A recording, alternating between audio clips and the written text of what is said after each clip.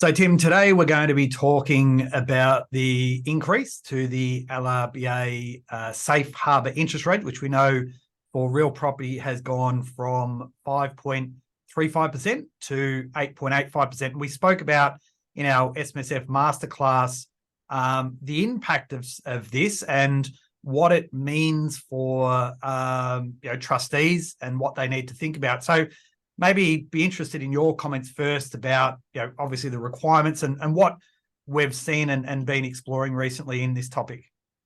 Yeah, okay. So I guess the biggest thing for me, Aaron, is that that right now, or where are we? We're in September already, so we're almost a quarter of the way through the year, and so trustees really need to be acting now if they haven't done so already since the rate rise was announced sort of in May.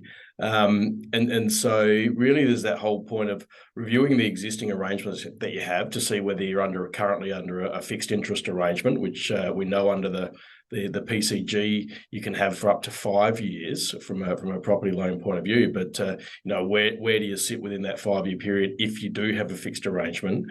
And if you don't have a fixed arrangement, if you do have the variable interest rate, then have you made adjustments to the monthly principal and interest payments to ensure that the fund is complying with the safe harbour requirements? Yeah, and one of the things that people might like to try on is well, can I maybe move from that variable rate and lock in the 5.35% now, given the potential pain that might exist? I mean, people naturally just can't do that, can they? No, and look, I mean, if you're reading the PCG verbatim, then you're looking at the fixed interest rate being something that you do from establishment, not something you do partway through the term, and so you've still got that restriction of 15 years that you're currently working through anyhow. And the other really interesting thing that we highlighted throughout our masterclass recently was the fact that, with this interest rate having grown to 8.85%, in the marketplace itself, you can actually get commercial loans under that rate, which opens up the opportunity to not only think of refinancing, but whether you might actually move outside of the safe harbour around that interest rate. So, yeah, what are some of the things there that people might want to consider, but what they actually must do if they're going to go outside of what the safe harbour requires, in particular with the interest rate? Yeah, well, I guess there's two things really to consider there. One, the first thing is if you're looking at an external lender, firstly, then all the non-bank lenders that are out there, the first question you actually have to ask is, will they refinance a related party loan?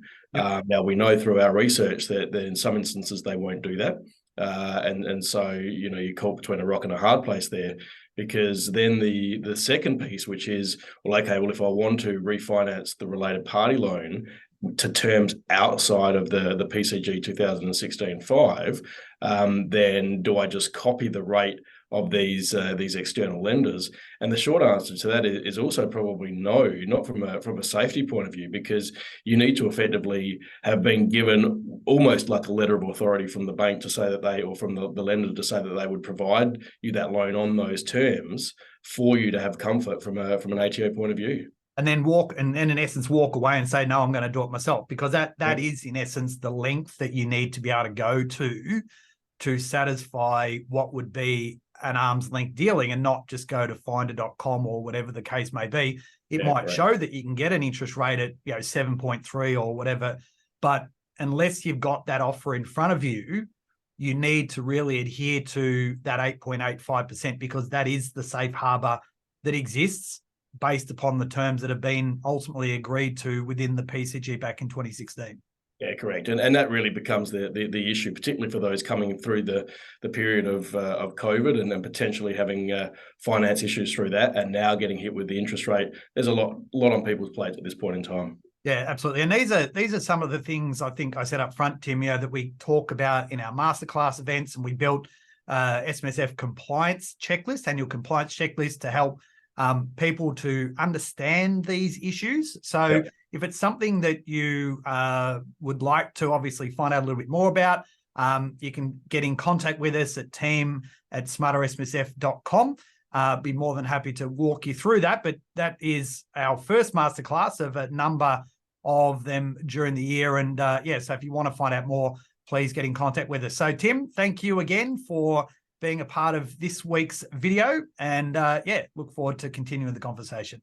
No worries. Look forward to next week's chat. Excellent. Cheers for now. Cheers. Bye.